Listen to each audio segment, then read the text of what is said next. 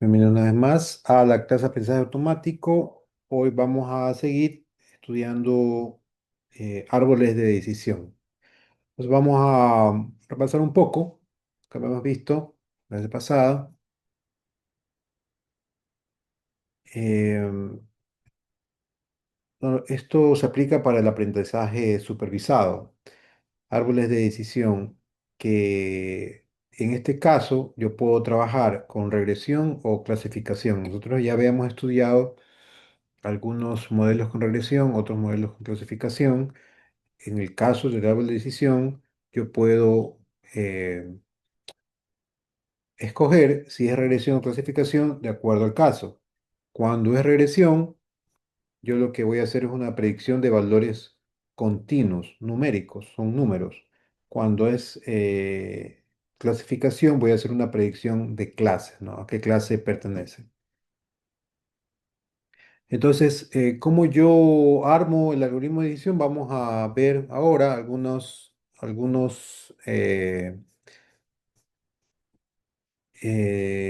parámetros, algunas notaciones de cómo yo configuro este árbol de decisión. No es nada complicado. eh, Aquí hay un formato o un procedimiento para seguir. No sé si lo comenté en esta clase, pero esto es muy similar a un flujograma. El flujograma es una serie de procesos que siguen un orden jerárquico. ¿Por qué jerárquico? Se dice jerárquico porque tiene una jerarquía. Hay que hacer primero algo, un proceso para ir al otro. No puedo hacerlo al mismo tiempo, en el mismo nivel. Tengo que hacer de forma ordenada y con una jerarquía por niveles. Entonces, ¿qué es importante destacar en los árboles de decisión? En el ámbito del Machine Learning, dentro del grupo de algoritmos de aprendizaje supervisado, los árboles de decisión es de los pocos algoritmos que pueden ser usados para clasificación y regresión. Yo puedo tener casos y modelos en que se comporta como una función matemática o se comporta como una clasificación. Y este método, esta metodología, la puedo usar para estos dos modelos, para estos tipos de aprendizaje.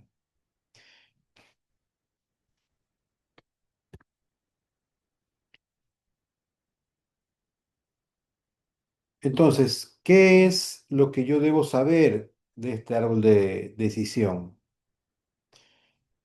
¿Qué voy a ver en estos temas? ¿Cuál es el alcance de la clase? Bueno, el árbol de decisión, hay que describir su funcionamiento.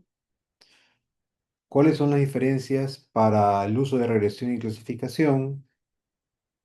Comprender los diferentes criterios, ¿no? Para hacer la decisión. Son criterios: la división de nodos, la ganancia de información, la reducción de la varianza, etcétera. Y la interpretabilidad, capacidad de mejorar de generalización, así como evitar sobreajustes. O sea, ya hacer el algoritmo más eficiente.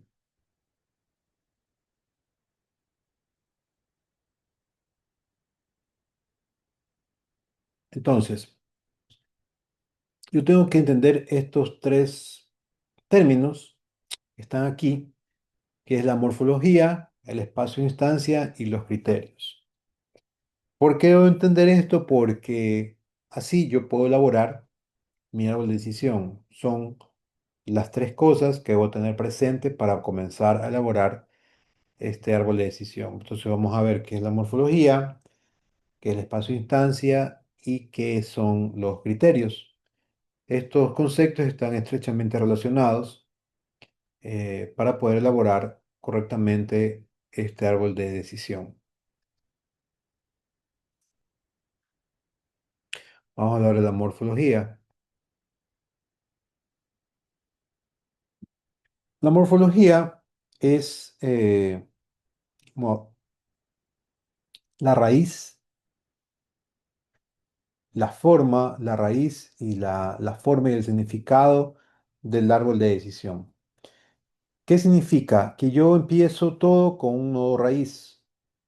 Sí, todo árbol de decisión empieza con un nodo raíz. Es el nodo de inicio. Este nodo no tiene entradas, solo salida. Y la salida tiene dos eh, caminos, tiene dos ramas. Este es el nodo raíz y estas son las ramas.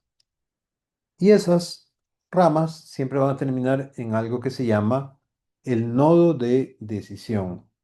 El nodo de decisión, a su vez, tiene también dos ramas. Siempre estos nodos van a tener dos ramas y donde van a tener un nodo terminal.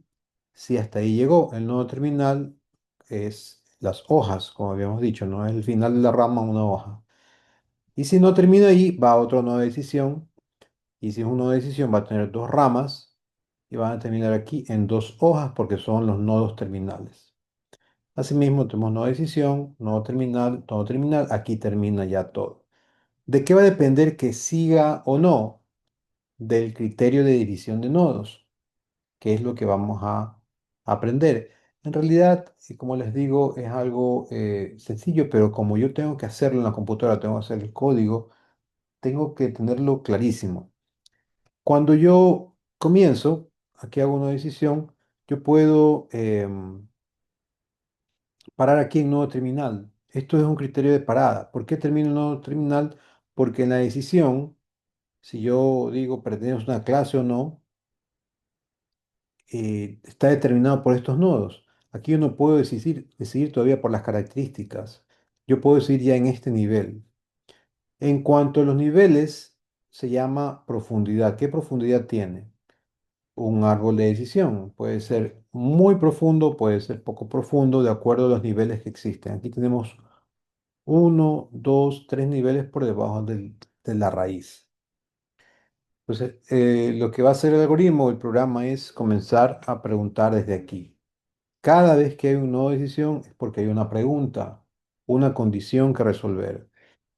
Si es mayor o igual a un valor, si sí, viene para acá y si no, viene para acá. Si sí, si la siguiente variable, si la siguiente variable es mayor o no a un número, si sí o si no, y termina. Entonces son criterios de división y de parada.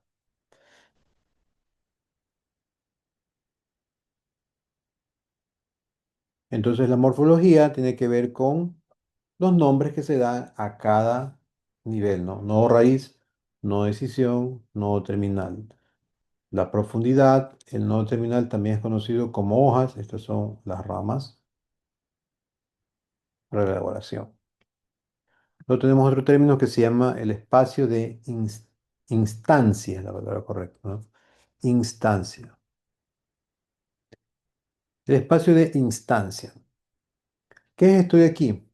Bueno, si tienes un conjunto de datos con n características, y cada característica puede tomar valores dentro de ciertos rangos o categorías, el espacio de instancia es el producto tensorial de estos dos valores, ¿no? Cuando hablamos de tensorial, es análogo a decir vectorial, ¿no? O vectores, vamos a tratarlo como vector.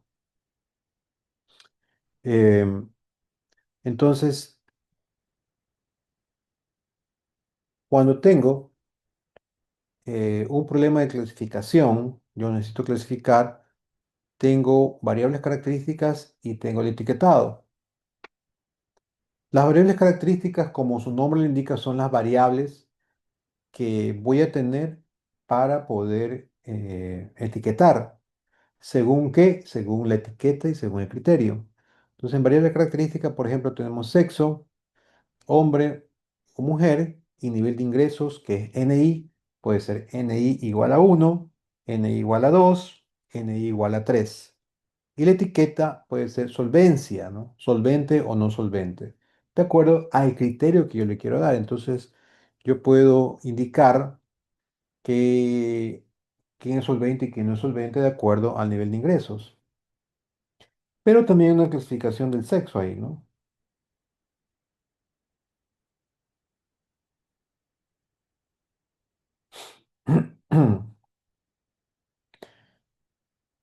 Entonces,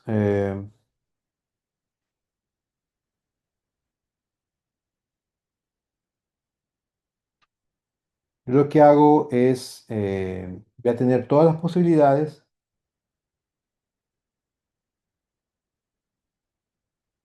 y todas las posibilidades que existen con mis variables características son espacio y distancia. Entonces, aquí vamos a ver. Entonces, las características, los sexos, hombre y mujer, nivel de ingresos 1, 2, 3. Y el espacio y distancia es un producto tensorial. Yo tengo este arreglo por este arreglo de aquí. Yo tengo hombre 1, hombre 2, hombre 3, que es el sexo con el nivel de ingreso, mujer 1, mujer 2, mujer 3. ¿Qué son estas? Son todas las combinaciones que pueden haber. El espacio de instancia es el conjunto de todas las combinaciones posibles de, aquí sería sexo e ingreso, ¿no? Entonces, esto me refleja todas las combinaciones que pueden haber. De acuerdo a estas combinaciones, o yo tengo que tener claras estas combinaciones para armar mi árbol de decisión y para etiquetar correctamente. Yo lo puedo presentar también así. Tenemos las variables en el eje Y, variable de sexo, y el otro variable, nivel de ingresos, las variables, en la variable X.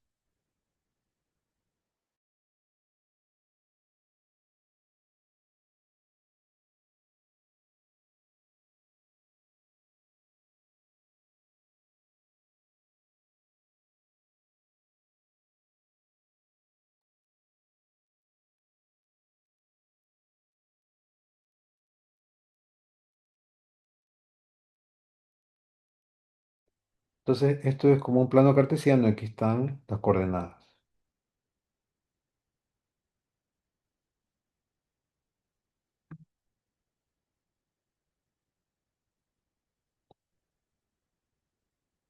Este es un ejemplo entonces, de las flores, ¿no? Para clasificarlas si es setosa o versicolor. O más clasificaciones. Un ejercicio que hicimos la clase pasada, clasificación de las flores, las iris, tipo iris, donde yo tengo algunos atributos, como el ancho del pétalo, 0,8. Si tiene el ancho del pétalo menor o igual a 0,8, un Gini, que es un factor, que vamos a ver es 0,655, hay muestras 45, estos son los valores. La clase es igual a versicolor, si cumple estos atributos de prueba. Pero aquí, si esto es verdad, si estas condiciones son verdad, o sea, cumple todo esto de aquí, si son verdad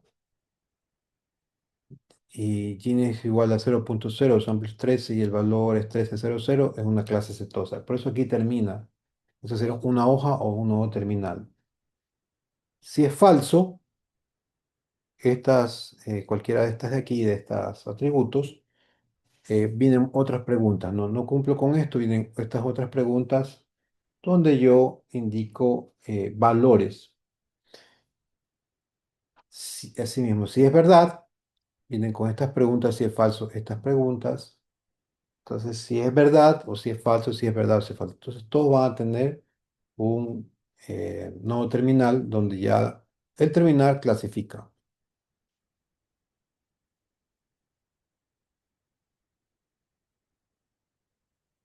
Entonces, hay dos vías, ¿no? Como que esta es la regla, donde todo está falso, falso, falso, falso, donde está falso y verdadero. Esto es como regla uno y como regla 2. Pero en realidad lo que va a pasar es que es simple, ¿no? Como cada nodo van a haber preguntas de condiciones, yo voy a ir preguntando y repitiendo el proceso en cada nivel. Eso ya vamos a aclararlo hasta llegar hasta el final. Es un algoritmo, ¿no? Entonces, la idea general, la explico nuevamente, ¿no? Un árbol de decisión crea un modelo basado en una estructura jerárquica de decisiones. Sí, es jerárquica porque yo empiezo con la decisión más importante, más relevante, la que más va a servir para la clasificación o la que más importancia tenga. Por eso es jerárquica. Entonces, yo trato de armar una estructura y voy a tener obviamente el nodo interno que representa una pregunta, que es el nodo de decisión, ¿no? Sobre la característica, por ejemplo, nivel de ingreso menor o igual a 2. Es una pregunta, ¿no? ¿Es menor que 2 el nivel de ingreso? ¿Es menor o igual que 2 el nivel de ingreso? Por ejemplo, si es 1, sí o no. Hay dos respuestas para esa pregunta, ese tipo de preguntas. Esos son los tipos de preguntas porque son condicionantes. O es falso o es verdadero. Sí o no. No hay más. Entonces, de este nodo interno, nodo de decisión, va a salir la rama. La rama va a representar el resultado de un conjunto de reglas. Por ejemplo, NI es mayor o igual que 2. No. Entonces, NI viene acá. NI es bueno, aquí lo dice nuevamente, ¿no? NI menor o igual que 2. NI mayor que 1, por ejemplo. Ahí están las reglas. Y la hoja contiene una predicción. La hoja es el nodo terminal. La hoja ya es donde ya digo, hasta aquí llegué, entonces esto es. Después de responder una serie de preguntas y condiciones.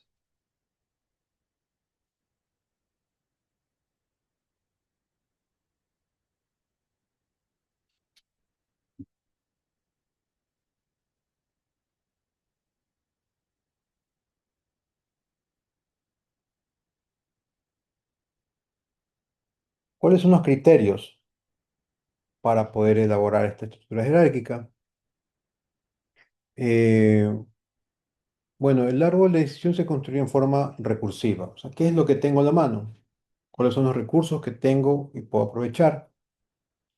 Se realiza una partición recursiva del espacio de la instancia, ¿no? La instancia ya vimos que es una combinación tensorial de todas las posibilidades. Es la combinación de todas las posibilidades que hay. Esa es la instancia. Para realizar las sucesivas particiones y saber dónde tiene que realizar las particiones, tiene que haber estos tres criterios, ¿no? Criterio de división, criterio de parada y criterio de poda. Criterio de división es cuando yo hago las preguntas y si va por una rama o va para la otra.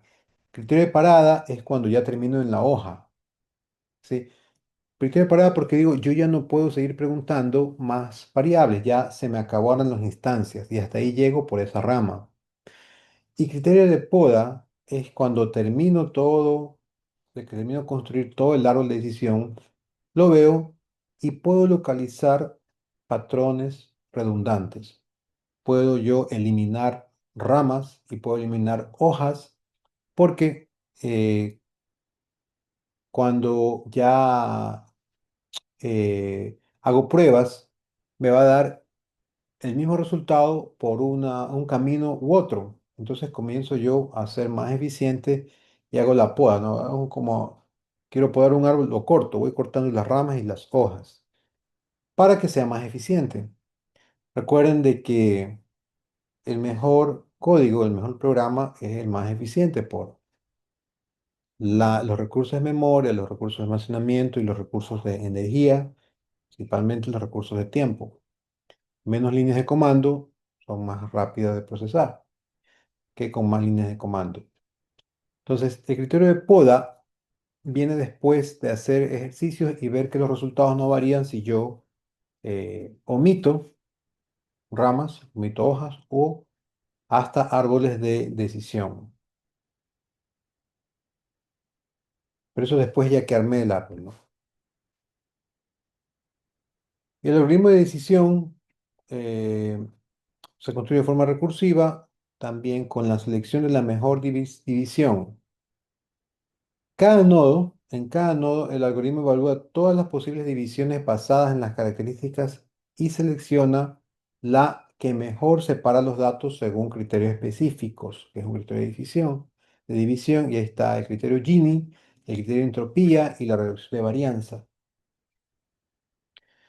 Entonces, El criterio de decisión es cómo, dónde se dividen los datos, dónde está el límite para que se lean los datos. Ese es el criterio de división. Luego tenemos la división del nodo. Cada nodo se divide en dos ramas, siempre, ¿no? Según la regla escogida.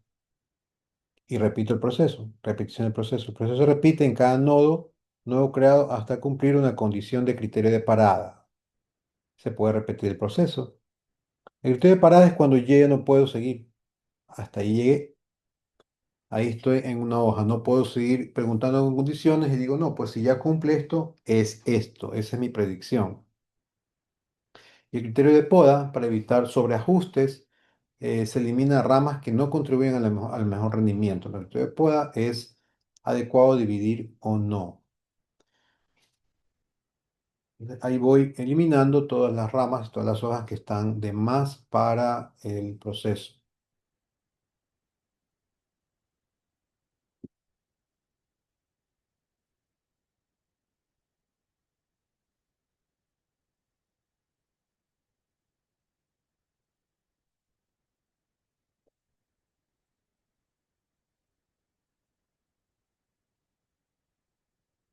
Entonces, el criterio de la división, ¿qué consiste este de aquí?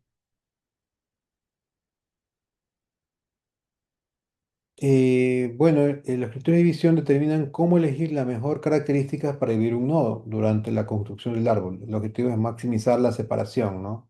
Maximizar la diferencia de las instancias creadas en función de la variable característica usada para su división. Es escoger la característica que divide, ¿no? Esta característica pertenece a una clase o a otra. Entonces, es una característica importante que va a hacer la diferencia. ¿Cómo yo puedo medir eso con algunos índices que los puedo sacar matemáticamente?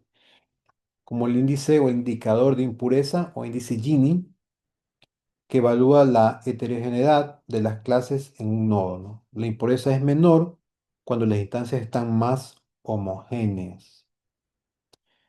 Sí. Eh,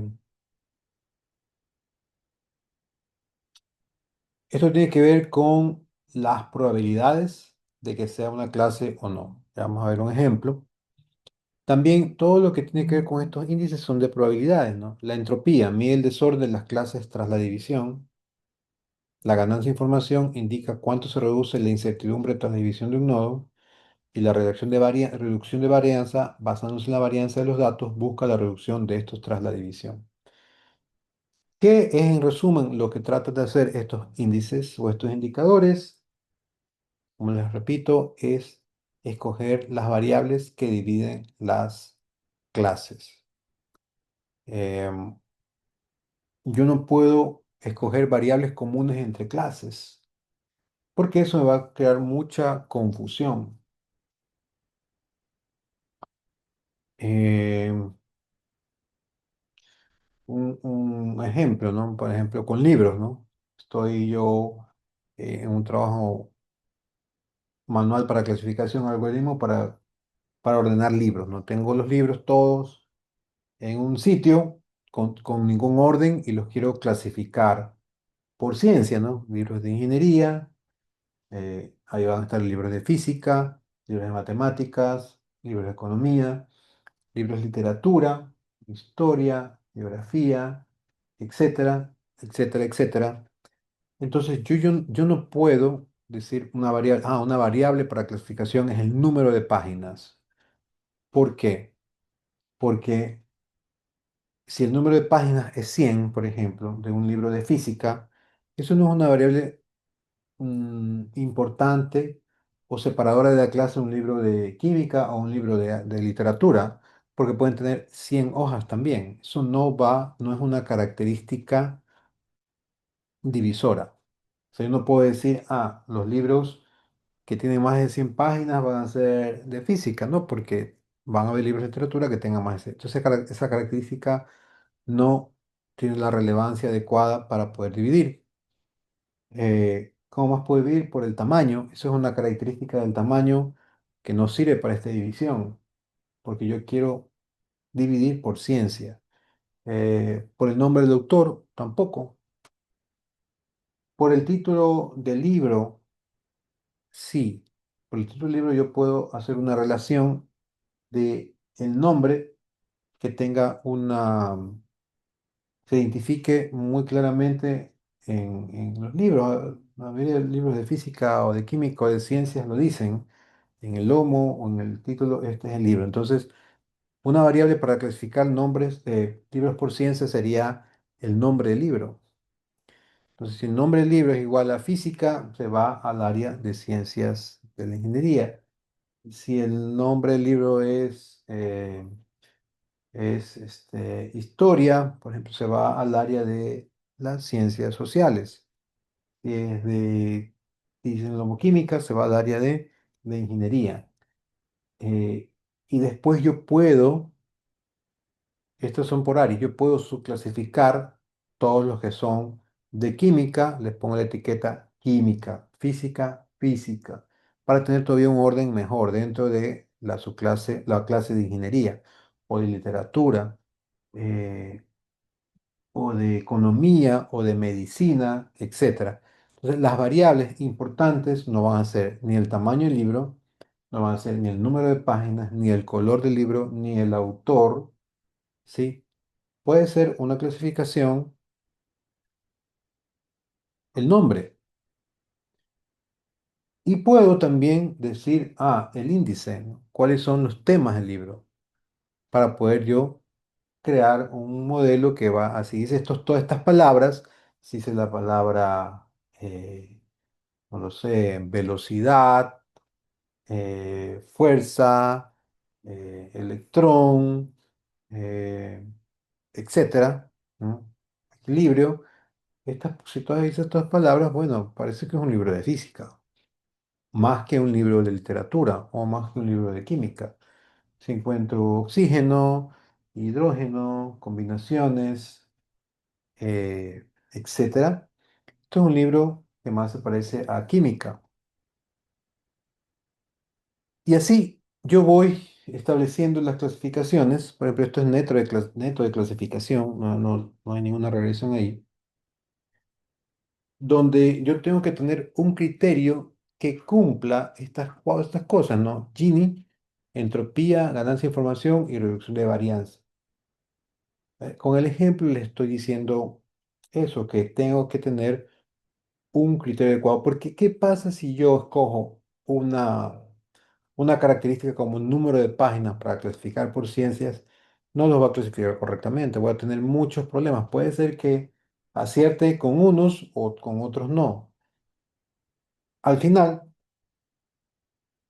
en el test o en el modelo, no va a dar una, un resultado que espero. Entonces, estos cálculos, como ya son por códigos, son matemáticos y van a ser la probabilidad. Y esa probabilidad viene ya de un aprendizaje previo, ¿no? De qué tan probable es que el libro que sea de color blanco sea de física. ¿Qué tan probable es que el libro que tenga de 100 páginas es de física? ¿Qué tan probable es que el libro que diga en el lomo física sea de física, ¿no? O sea, es alta probabilidad. Todas esas posibilidades en las instancias van a ser probabilidades, o sea, va a ser un índice de 0 a 1, porque el árbol de decisión va a tener que tomar la decisión también en cuanto a eso, ¿no? O va a clasificarla. Yo lo voy a armar y le voy a decir cómo vamos a clasificar hasta llegar al nodo hoja o al nodo terminal, donde ya termino la clasificación o la predicción.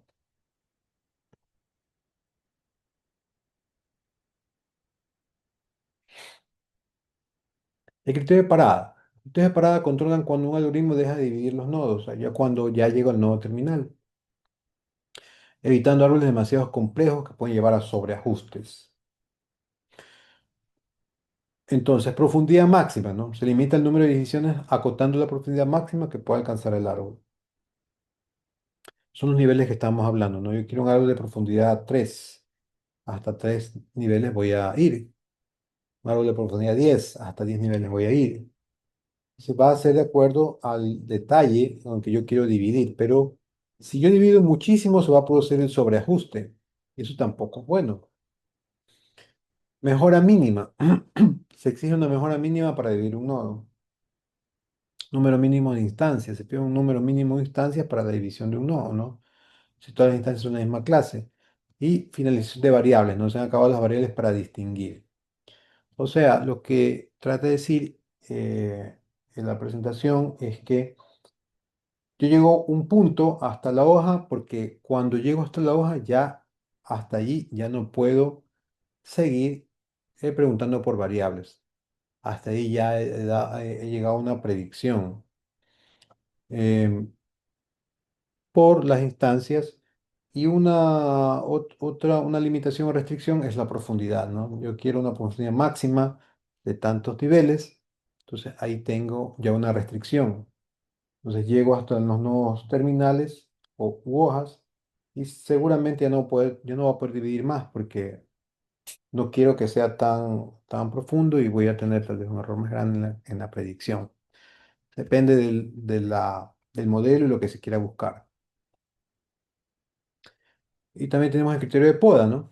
La poda es el proceso por el cual se obtienen árboles de decisión de menor complejidad buscando reducir el sobreajuste, mejorar la interpretabilidad, incrementar la generalización. Existen tipos de poda, ¿no? La prepoda, el prepruning. Este tipo busca buscar el tamaño máximo del árbol relacionado con los criterios de parada. Y el postpoda, este tipo realiza la construcción del árbol y busca eliminar nodos y ramas innecesarios para mejorar la precisión. El uso de estas técnicas, el cross-validation, para realizar la postpoda, está muy extendida. Entonces, ¿qué es lo que se hace? Una vez que ya dividí los nodos, una vez que ya apliqué los criterios de parada, no tengo las hojas, miro la decisión y digo, bueno, cumplo con la profundidad, sí, pero lo puedo hacer menos profundo, puedo hacer menos divisiones porque yo, yo puedo eh, reducir las instancias o puedo ver lo más relevado de las instancias y puedo recortar ramas que me arrojan un mismo resultado. Es muy fácil hacer árboles de decisiones con ramas que hacen lo mismo. Es muy fácil hacer árboles de decisiones muy extensos. Hay que parar y hay que hacer pruebas, metiéndoles un valor y viendo dónde se para. Si yo encuentro dos caminos por donde irme y dan el mismo resultado, uno de los caminos tengo que eliminar. Entonces, esto incrementa la generalización porque va a aplicarse a todo. La interpretabilidad porque va a ser un diagrama más pequeño, ¿no? Un diagrama que va a ser más entendible, por eso lo voy a interpretar mejor. Y el sobreajuste, recuerden que el sobreajuste es que yo en un modelo, pues si lo tengo sobreajustado, cualquier outlier, cualquier dato fuera del mapa me hace caer la curva, me hace caer el modelo. Entonces, no es conveniente. Y en pocas palabras, pues lo que siempre tenemos que hacer es una decisión eficiente.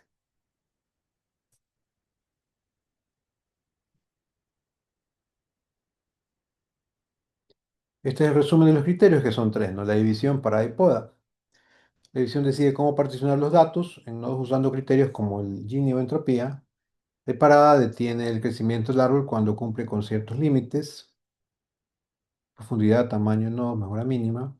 Y poda simplifica el árbol eliminando los nodos irrelevantes para mejorar la generalización y reducir el sobreajuste.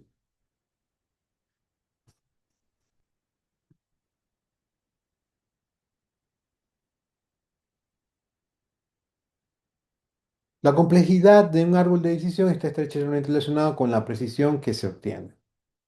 Los árboles de decisión tienen el sobreajuste y la complejidad es controlada por el criterio de parada, criterio y método de poda, que a su vez están relacionados con las siguientes variables, ¿no? El número de nodos, número total de hojas, profundidad del árbol, atributos usados en el modelo. Entonces puedo tener un árbol muy sencillo, muy fácil, que hace una tarea y puedo tener un árbol muy complejo que hace lo mismo.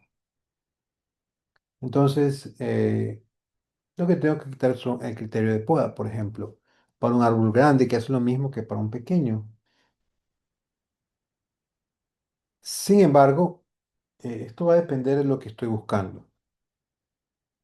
Eh, lo que debe cumplir o lo que vamos a tratar de cumplir es que ese árbol de decisión, primero, que sea muy fácil de entender, porque se puede interpretar, que utilice el número justo de variables. Utilizar muchas variables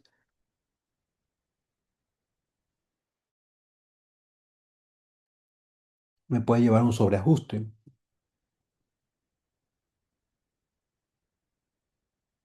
Em, entonces, la división, ¿no? Ya el indicador Gini, la entropía y la ganancia de la información. Durante la predicción, los datos atraviesan el árbol desde la raíz hasta una hoja, ¿no?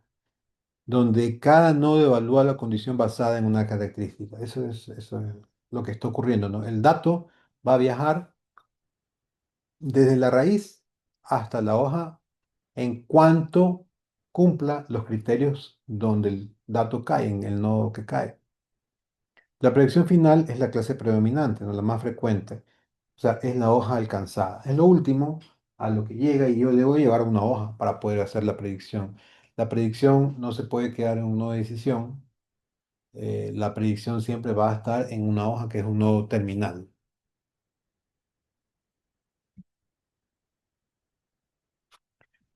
En un árbol, la decisión para clasificación, en cada nodo toma decisiones basadas en una métrica de visión como varianza, ¿no? Vamos a aclarar algo, ¿no? Esto es cuando yo estoy hablando de clasificación, cuando hablo de clases, cuando quiero encontrar unas clases, como si era solvente o no, por ejemplo. Y cuando hablo de regresión, cuando uso el árbol de decisión, pues lo que yo tengo que tomar, o la decisión se basa en la varianza, que es el cuadrado de la división estándar. La desviación estándar es cuán lejos está uno del otro. Entonces, durante la predicción, los datos atraviesan el árbol desde la raíz hasta una hoja donde cada nodo evalúa una condición basada en una característica.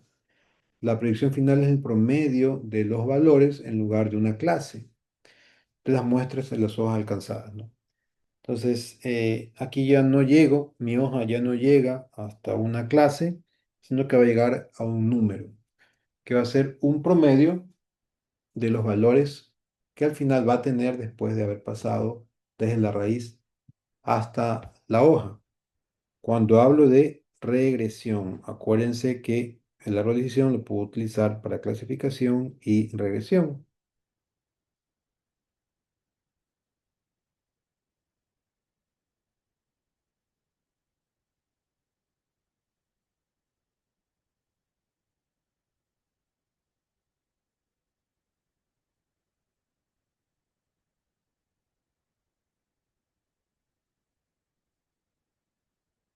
Para regresión, para clase es ideal, ¿no?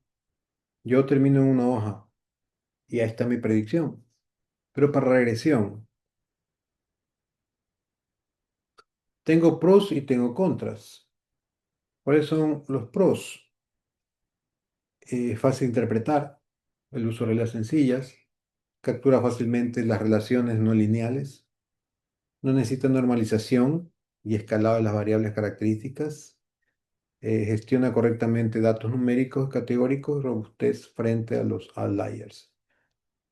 Y los contras, propenso al sobreajuste, sensible a los pequeños cambios en los datos de entrada, sensible a la variación de datos, dificultad para captar relaciones lineales.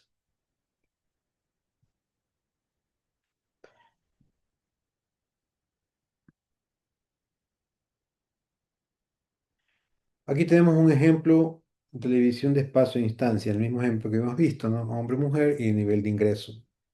Tenemos todas las combinaciones: hombre uno, hombre 2, hombre 3, mujer uno, mujer 2, mujer 3. Y eso se llama espacio de instancia cero. Hablo de todas las combinaciones.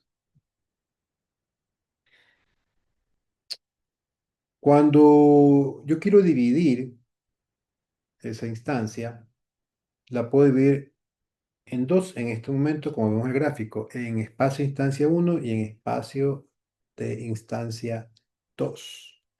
Suponga que el nodo raíz de un árbol de decisión donde se hace la primera división tiene la siguiente regla, ¿no? En función discreta, ¿no? Sexo igual hombre. Esta es la primera, va a ser la primera condición. En la división genera las regiones que representan. Entonces, en la instancia cero viene a la primera condición, la primera división, donde me hace la pregunta, sexo es igual a hombre, y tengo dos vías, instancia uno o instancia 2. ¿Sí?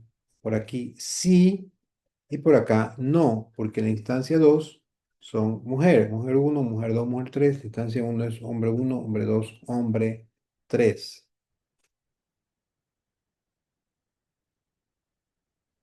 Entonces, por la uno, porque sexo es igual hombre, por la uno, por el espacio de instancia uno se va por acá y se comienza a desarrollar por acá. Espacio de instancia uno, que era este de aquí, ¿sí? Ahora se va a dividir en dos, en espacio de instancia 3 y en espacio de instancia 4. ¿Por qué se divide en dos? Porque la pregunta, la condición dice nivel de ingresos mayor o igual a 3. Mayor o igual a 3. Uno, o sea, el nivel de ingresos es 1, 2 y 3. Entonces, la única condición que la cumple es esta, donde pongo la instancia 4, porque es igual a 3. Cumple esa condición. No es mayor, pero sí es igual a 3. Entonces, para no, se va a instancia 3 y para sí se va a instancia 4, que es hombre 3. Y ahí termina. Esa sería una hoja, porque no tengo más instancias. Aquí yo puedo seguir desarrollando la instancia número 2, en cambio con sexo igual mujer y luego con el nivel de ingresos mayor o igual a 3. Entonces recuerden que esto es clave, ¿no? La pregunta que me voy a realizar en cada nodo va a dividir los espacios de instancias.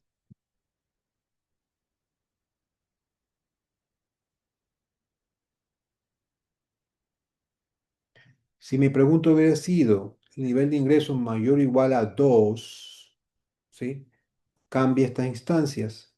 Yo tendría una división aquí, en esta parte de aquí.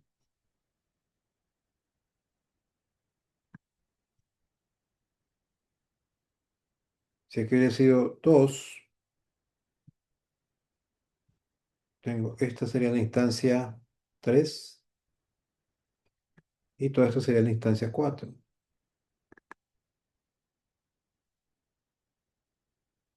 Entonces voy a tener instancia, bueno, para la instancia 3 y para la instancia 4 voy a tener dos instancias más, ¿sí? Aquí puedo preguntar NI mayor o igual que 3.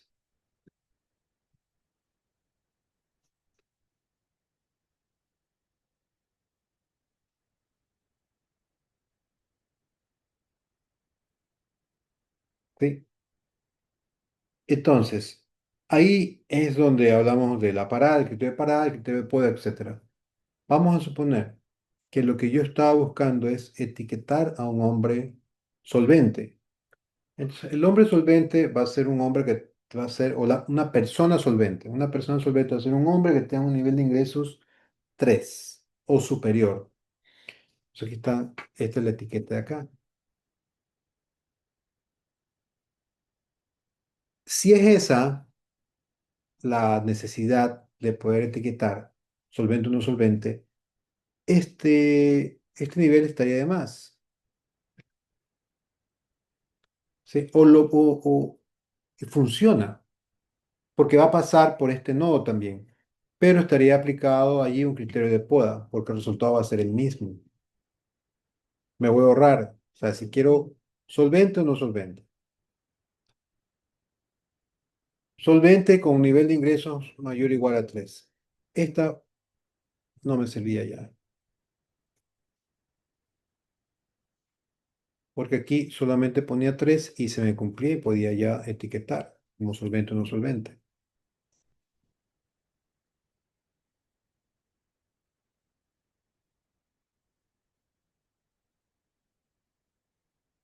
Vamos a hablar un poco de las matemáticas. El código o este proceso para el criterio de división, ¿sí? Recordemos que es el de impureza o el índice Gini de entropía y ganancia de información, son ecuaciones matemáticas.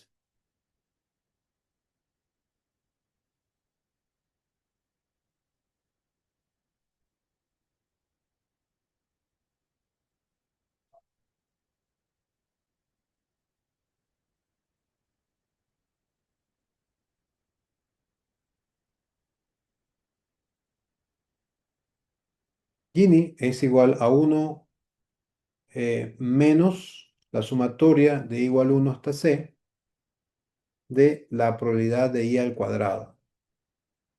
Se evalúa la heterogeneidad de las clases de un nodo. La impureza es menor cuando las instancias son más homogéneas, se parecen más. Cuando las instancias se parecen más. Entonces, este es un índice que me da uno menos, estas son las probabilidades al cuadrado, van a ser menores a uno todavía, y esto va a dar un índice.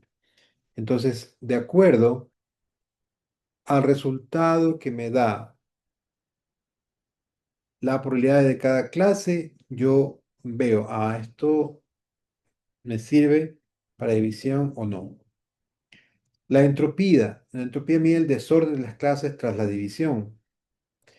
P, donde P es la frecuencia relativa de la clase I en la instancia. La entropía es un número también que es igual a la sumatoria de I igual a 1 hasta C de menos PI por el logaritmo en base 2 de PI, que son las probabilidades. Y la ganancia de información indica cuánto se reduce la incertidumbre tras la división de un nodo. Y G es igual a SI menos SF.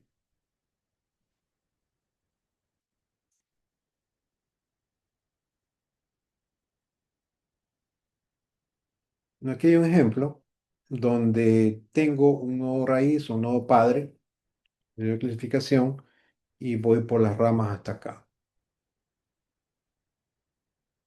Entonces tengo dos opciones, dos clases, la A o la B. La A tiene aquí, ah, según los eventos, las predicciones, ¿no? Un número de 40 y la B 60, que traducidos a probabilidades, la probabilidad de PA es 0,4 y la probabilidad de PB es 0,6.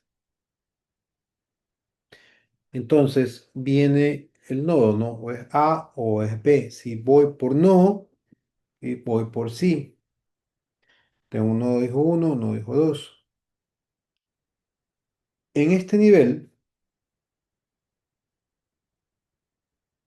en este nivel, tengo que la probabilidad de A sea 0,6 y la probabilidad de B es 0,3.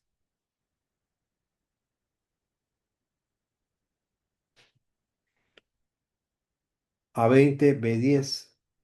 Y acá tengo A20, B50 con estas probabilidades. Entonces, aquí, si quiero sacar la ganancia de información o el Gini, por ejemplo, en este nivel es igual a uno menos, aquí tengo punto 4 y punto 6, punto 4 al cuadrado, punto 16, punto 6, punto 36, tiene un error. Y esto es igual a uno menos 0,16 más 0,36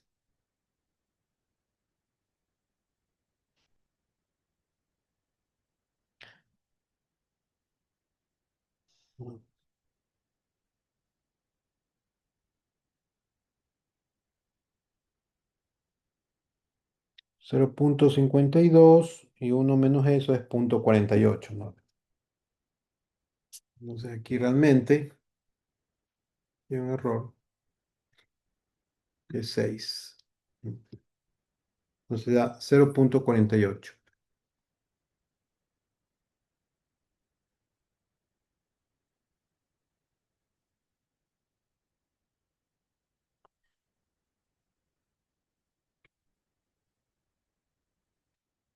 El, la ganancia de información es igual a SI y SF. Esto SI y SF,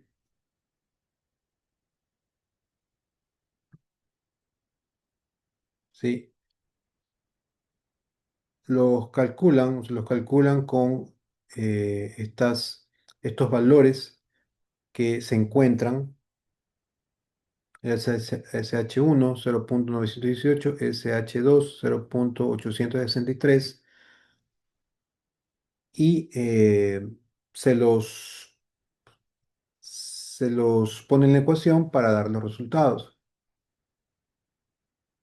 Vamos a verlo un ejercicio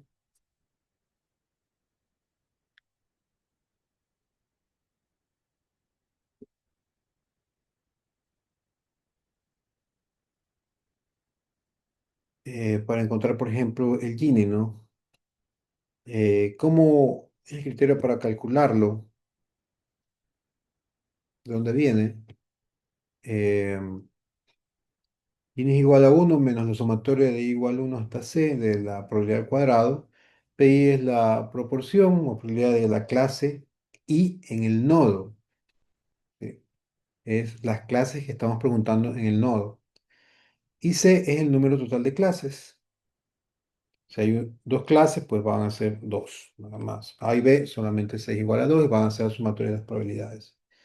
Entonces, si en un nodo hay 10 instancias, ¿sí?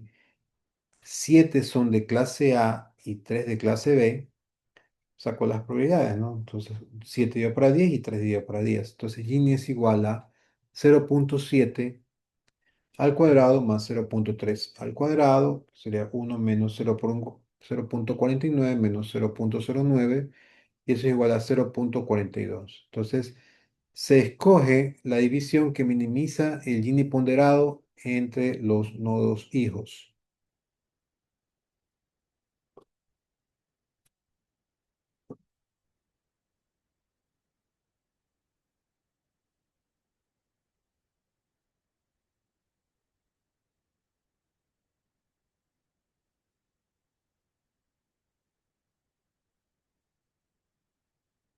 Hay varios algoritmos de árbol de decisión desarrollados, tienen diferentes nombres. Por ejemplo, el ID3. El ID3 fue uno de los primeros algoritmos de árbol desarrollado por Roskinian, y está diseñado específicamente para tareas de clasificación y funciona dividiendo recursivamente los datos en función de atributos categóricos. ID3 selecciona el mejor atributo en cada nodo utilizando la ganancia de información como criterio de división, con el objetivo de maximizar la homogeneidad o pureza de los subconjuntos resultantes. Entonces, le llaman el ID3. Hay también el C4.5. El C4.5 es una extensión del ID3, también desarrollado por Roskinan, que eliminó la restricción de que las características deben ser categóricas al definir dinámicamente un atributo discreto, basado en variables numéricas, ¿no? Aquí ya puedo ser números también. ¿Qué divide el valor del atributo continuo en un conjunto discreto de intervalos? C4.5 convierte los árboles entrenados, es decir, la salida del algoritmo ID3, en conjuntos de reglas, en reglas sí, entonces. Si es sí, entonces. Luego se evalúa la precisión de cada regla para determinar el orden en el que deben aplicarse. La poda se realiza eliminando la condición previa en una regla si la precisión de la regla mejora sin ella. El C5.0 es la última versión desarrollada por Kinan, bajo bajo la licencia propietaria como sucesor comercial C4.5, ¿no? Utiliza menos memoria y crea conjuntos de reglas más pequeños que el C4.5 al mismo tiempo y más preciso. También está el CART, desarrollado por Leo Breiman y otros, a diferencia del IDE 13, 4.5 y 5.0, que se utilizan principalmente para clasificación. CART admite tanto tareas de clasificación como de regresión. CART construye árboles binarios dividiendo recursivamente los datos en función de divisiones de características que maximizan la reducción de la impureza, ¿no? Para clasificación o varianza, para regresión en cada nodo.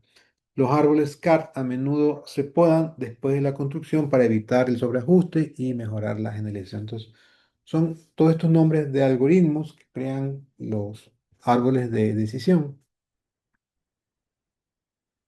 ¿Cuáles son las ventajas y desventajas del árbol de decisión, no? Enumeramos algunas ventajas de los árboles de decisión. Son sencillos de entender e interpretar. Se pueden visualizar. Son gráficos, son árboles. Requiere poca preparación de datos, ¿no? Otras técnicas a menudo requieren la normalización de datos, es necesario crear variables ficticias y eliminar valores en blanco. Algunas combinaciones de árboles y algoritmos admiten valores faltantes. Eh, y esto lo hace porque va interactuando el dato con cada nodo, entonces lo descarta automáticamente el algoritmo. Entonces, por eso es que es menos necesaria el preprocesamiento cuando utilizo esto. El costo de usar el árbol, es decir, predecir datos, es logarítmico, ¿no? En el número de puntos de datos utilizados para entrenar el árbol. Es capaz de manejar datos tanto numéricos como categóricos, capaz de manejar problemas de múltiples salidas. Es posible validar un modelo mediante pruebas estadísticas. Esto permite dar cuenta de la confiabilidad del modelo. Y los árboles de decisión son un método de clasificación rápido, tanto en términos de tiempo de entrenamiento como en tiempo de procesamiento. Tiene muchas ventajas. ¿Cuáles son las desventajas?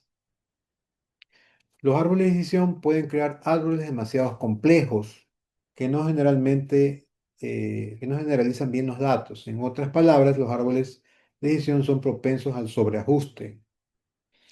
Los árboles de decisión pueden ser inestables porque pequeñas variaciones en los datos pueden generar un árbol completamente diferente.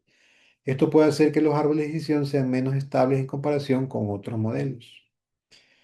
Se sabe que el problema de aprender un árbol de decisión óptimo es NP completo en varios aspectos de optimización o incluso para conceptos simples. En consecuencia, los algoritmos prácticos de aprendizaje del árbol de decisión se basan en algoritmos heurísticos como el algoritmo Grady, donde se toman decisiones localmente óptimas en cada nodo. Dichos algoritmos no pueden garantizar que se vuelva árbol de decisión globalmente óptimo. Esto lo hablamos en la clase pasada, cuando hablamos de respuestas eh, óptimas locales y óptimas globales. Entonces, el árbol de decisión o sea, debería estar creado o estructurado para siempre respuestas globales. Eh, Hay conceptos que son difíciles de aprender porque los árboles de decisión no los expresan fácilmente, como por ejemplo los problemas XOR, ¿no? De paridad o de múltiple XOR. Cuando tengo múltiples opciones. Los modelos de árboles de decisión crean árboles sesgados si algunas clases dominan, ¿no? Por lo tanto, se recomienda equilibrar el conjunto de datos antes de ajustar al árbol de decisión.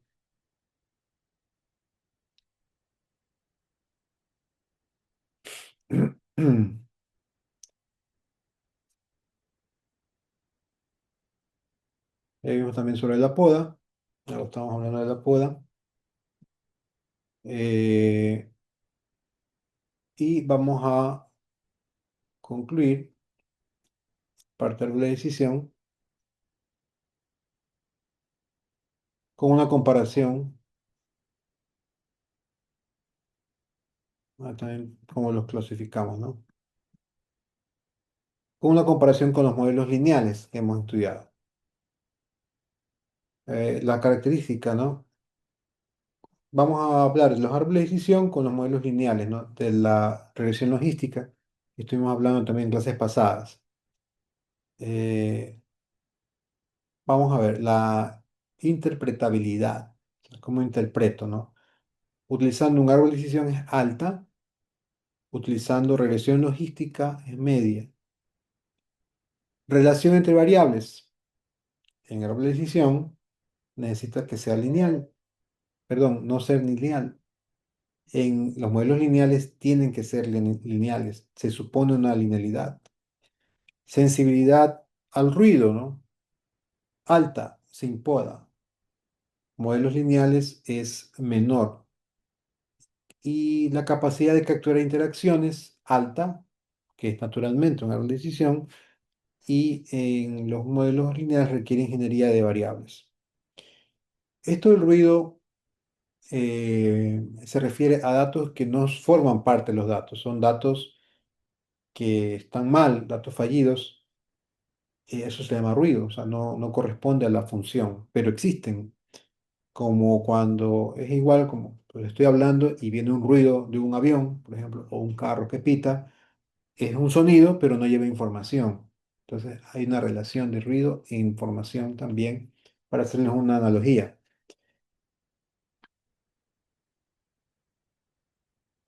Eh, ¿cómo, cómo se los evalúa en estos árboles de decisiones?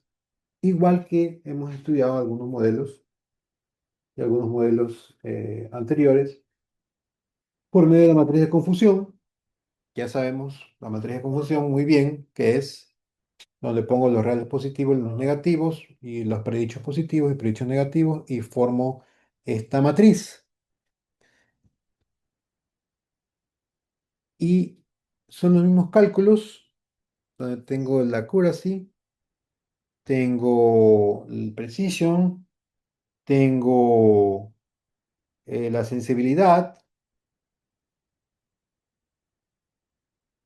y tengo la especificidad. Todos estos parámetros los estudiamos, son iguales que en los otros modelos. La fórmula es exactamente igual. Y asimismo, tengo las métricas avanzadas como el F1 Score, el ROC y el AUAC. Aquí tengo una nueva métrica que es la MCC, que es la matriz de correlación de Mathews, ¿no? Más equilibrada en casos desbalanceadas. Me da un índice de cómo están correlacionadas las variables en cuanto utilizando la matriz de confusión. Entonces, ese MCC es el nuevo.